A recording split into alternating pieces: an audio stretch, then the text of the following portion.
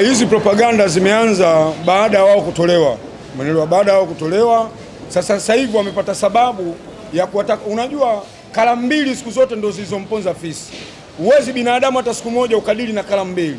Sawa? Haiwezi kwa hitima iko mtaa wa Kigoma, alafu kuna harusi nyingine iko mtaa wa Lindi, wewe ukataka ukae katikati kwenye hitima ule na wakati vyote vinaliwa katika muda mmoja. Na ndio maana anawaambia viongozi wa Simba na anawaambia wana Simba, tufokasi kwenye mashindano yetu. Umeelewa? Lakini hili swala tukiendelea kupigizana na kelele, kwa sababu wewe unaacha kuplani kuweka game plan yako, unaanza kudili na watu kama hawa. Sasa huyu ana mbinu zake. Kwa nini asubirie hapa? Imebakia 1 week sawa kuelekea katika preparation ya Simba kuondoka, kwa sababu Simba inaondoka tarehe 28. Tarehe 28 from today's, how many days remain?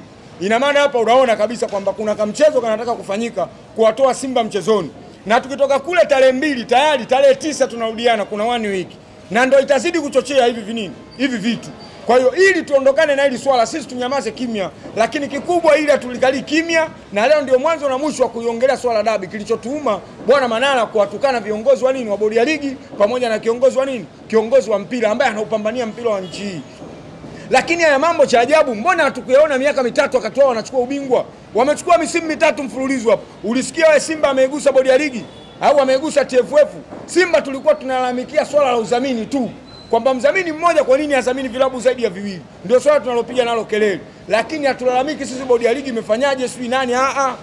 Sisi tunachoangalia ni kutengeneza timu yetu. Kwa hiyo na wao watu wa Yanga wanatakiwa waangalie jinsi gani watatengeneza timu yao. Timu yao ni kidevele kiduka King Kimaraga, imeshaporomoka. Grafu za wachezaji wao zinashuka. Kwa hiyo moja kwa moja wanatakiwa waangalie jinsi gani watatengeneza timu yao. Umeelewa? Lakini swala la kuusingizia uongozi wa ligi, mbona miaka mitatu nyuma hawakuzungumza hili swala? Na swala la kuahirishwa dabi, kwa nini ndo mara kwanza msimu wa 21 dabi siliahirishwa? Si walikuja wakati wakanani pale, lakini Simba tulipangiwa tarehe tena tukaja tukafanya tukacheza. Lakini hizi propaganda hatuleti timu, wanataka waitoe Simba mchezoni. Sasa viongozi wetu tunawaambia kwamba wao wafokasi kuhusu mashindano ya kimataifa. Ili swala la dabi watuachie sisi huku mtani, sisi tutapambana nao. Wala msemaji wetu Ahmed Ally wala asidili nao wala asimjibu chochote. Manara tutadili naye sisi ndio maana tunamwambia hatutaki chokochoko. Na swala la kumgombanisha Karia na watu wa Bongo Movie au kumgombanisha na watu wengine, watu wa mpira, aachane na hilo swala. Sio swala zuri kimpira. Alilete afya katika mpira wetu wa Tanzania. Binafsi unamwambia maana ni mtu anayepambania Simba, lakini ni mtu ambaye mara nyingi unapoona Simba yako inakuwa kwa heshima, unakuwa plot tunachomwambia Bwana Manara aachane na chokochoko. Sawa aachane na chokochoko, kwa sababu kwanza yeye ameshazungumza mambo mengi. Lakini hamna mtu alodili naye, hamna mtu anemkumbusha. Huyu Manara alishazungumza kabisa kwamba mimi nikivaa, ukiniona nimevaa jezi ya Yanga, basi labda niwe maiti, labda niwe nimezikwa, nimekufa. Sasa je, sasa hivi yuko Yanga amekufa? Hakuna mtu alomgusa. Mbona tunamwacha? Alishazungumza mambo mengi tu ya ajabu. Juzi kati hapa kuna mwalimu wa shule gani sijui amejitokeza, wanadai hela za watoto. Aliwaahidi watoto kwenye mahafali kwamba atawapa milioni moja wakipata division 1. Wamepata watoto 34, anatakiwa apeleke 34 milioni. Wale nani Wasafi aliwaahidi pale kwamba atawapa milioni moja kwamba Yanga kama hajaifunga Simba kuanzia goli 4. Alizipeleka hizo hela. Kwa hiyo anazungumza vitu vingi. Kwa hiyo ndio maana nawaambia Watanzania tuachane na maneno ya Manara, tuachane na propaganda zake, kwa sababu ni bingwa wa propaganda. Ili tuujenge mpira wetu, kwa sababu mpira wetu hapa ulipofikia sasa hivi uko katika level ya juu. Leo timu ya taifa inacheza kwa ushindani. Tunakwenda Morocco, tunafungwa goli 2, na wakati zamani unaenda kule yani tunaenda na kapu kabisa, turudi na goli 6 au 5 au ngapi. Lakini leo timu inaenda ina compete, inashindana. Unacheza na timu ambayo imecheza nusu finali ya kombe la dunia msimu wa 22, lakini wanakufunga goli 2 tena kwa ushindani. Sasa wewe unataka nini? Timu imefuzu AFCON, tumemfunga Guinea ambaye miaka yote misimu 8 mfululizo yeye anafuzu kwenda AFCON, lakini leo Tanzania anamwambia Guinea wewe uende, tunaenda sisi. Sasa wewe unamtaka Karia wa nini? Au unaitaka bodi ya ligi ya nini? Kwa sababu ili tuwe na timu ya taifa bora, manake ligi yetu iwe bora. Na ndio maana leo CAF anaipa lenki timu yetu na ligi yetu nafasi ya 6. Ina maana CAF wamekosea. Wewe unatuambia ligi yetu na madudu sio nini, bodi ya ligi haifai, sio haifanye nini? Wewe mbona ulipokuwa unachukua ubingwa wao ukiyazungumza ulikuwa uyaoni? Kwa hiyo atuachie ligi yetu. Tunajua Karia ameitoa wapi ligi. Ligi ilikuwa nafasi ya 100 na Karia na Simba wamefanya kazi kubwa kuitoa ligi huko iliko mpaka inakuja kufikia hapa ligi. Ni Karia na Simba. Yanga yupo. Yanga yupo. Yanga kaja kuingia hapa ligi tayari iko kwenye 10 bora. Simba ndio mwanzo. Msimu wa kuanzia 18 19 Simba ndio chanzo cha kuifanya hii ligi itoke kwenye 104 mpaka kuja kufikia kwenye 10 bora. Ni Simba Sports Club. Kwani Yanga sikaingia finali juzi tu hapo. Na robo finali, na hii hapa kidevele kiduka imemshinda robo, kaishia makundi. Umeelewa bwana? Kwa hiyo amechangia pointi ngapi? Kwa hiyo kikubwa ndio maana anatakiwa muheshimu Karia. Kwa sababu kama tukizungumza watu wa kulalamika walikuwa ni watu wa Simba, sio Yanga. Yanga hapaswi kulalamika kwa uongozi wa Karia, kwa sababu chini ya uongozi wa Karia Yanga ndo amefanya vitu vizuri vingi. Chini ya uongozi wa Karia Yanga miaka 85 Yanga ndo anakuwa na uwezo wa kuingia wa kuingia finali, ambapo Simba 93 sisi tumecheza finali chini ya mdhamini wetu Azim Dewji. Umeelewa? Swala la kuingia makundi na kukompiti Yanga mara ya mwisho 98, tena baada ya kusaidiwa wachezaji watatu na Simba. Simba na Yanga tulikuwa tuna uadui kama wanauleta yeye huyu. Simba tulikuwa tunasaidiana na Yanga. Watu walikuwa wanabakia kwenye utani wa jadi tu. Yanga 98 anaazimu wachezaji. Tatizo wao watoto wa sasa hivi hao walioipenda Yanga ya GSM ndio wenye matatizo. Lakini 98 Simba anatoa wachezaji watatu, anamtoa Alphonse Modest, anamtoa Shaban Ramadhani, anamtoa na Monja Lise. Wanakwenda kuisaidia Yanga. Not only that, even Aden Lage ambaye ni kiongozi alikuwa fati kipindi kile katibu. Lakini mwanachama wa Simba na ni mchezaji legend wa Simba anatoka anaibeba Yanga. Yanga wanagombana, wanaenda kucheza na Rangers ya Zimbabwe. Yanga inabebwa na Aden Lage ndo anaipeleka timu Zimbabwe. Yanga inaenda inapindua meza, wanakuja wanafuzu, wanaingia makundi. Ni Simba ndo ameifanya hiyo kazi. Umeelewa? Lakini kwenye utawala wa Karia ndo Yanga mambo mengi kayafanyia akiwa hapa. Swala la finali miaka 80 na imepita, Yanga ndo anacheza finali chini ya utawala wa Karia. Yanga anarudi tena kwenye makundi chini ya utawala wa Karia.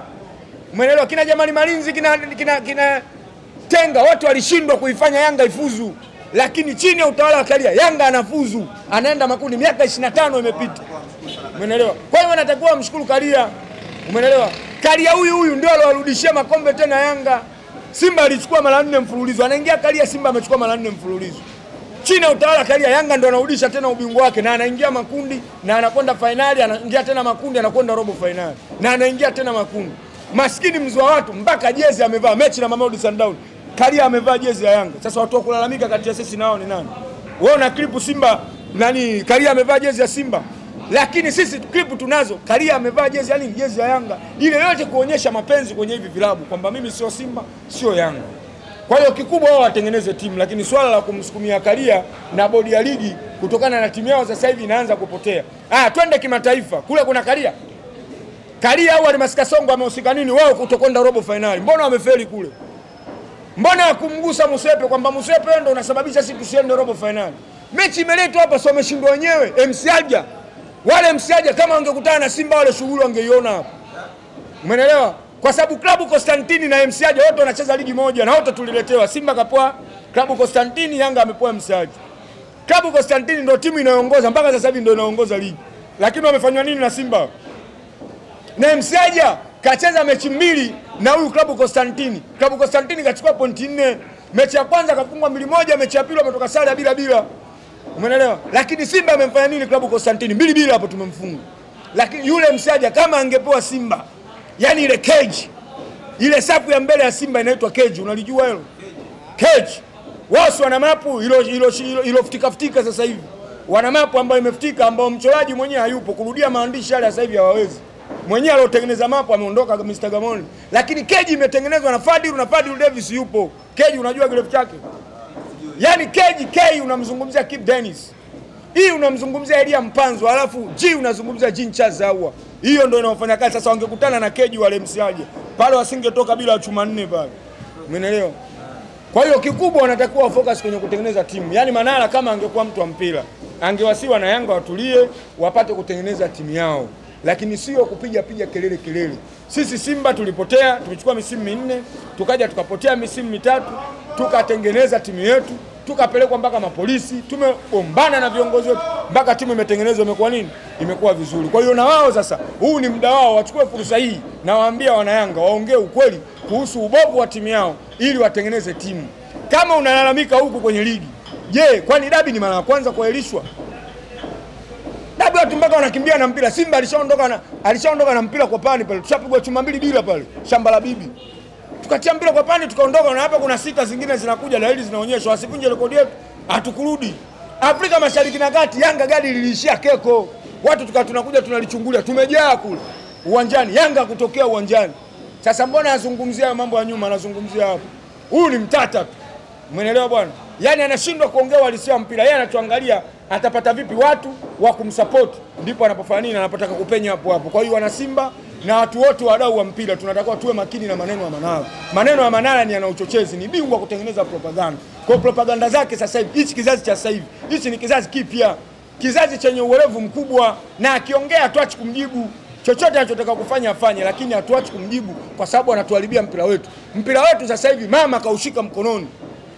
Wewe jiulize, kwenye utawala gani, rais gani, kwenye tawala ipi aliamua kutia hela nyingi katika kuuendesha mpira?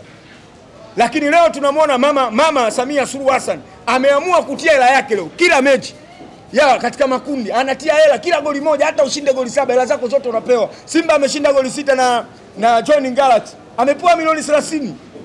Umeelewa? Kwa nini amepewa milioni 30? Ina maana mama ameamua kuwekeza kwenye mpira. Kwa hiyo asitake kumvunja nguvu mama, na huko tunaelekea kwenye nini? Kwenye uchaguzi. Kwa hiyo atuachie mpira wetu.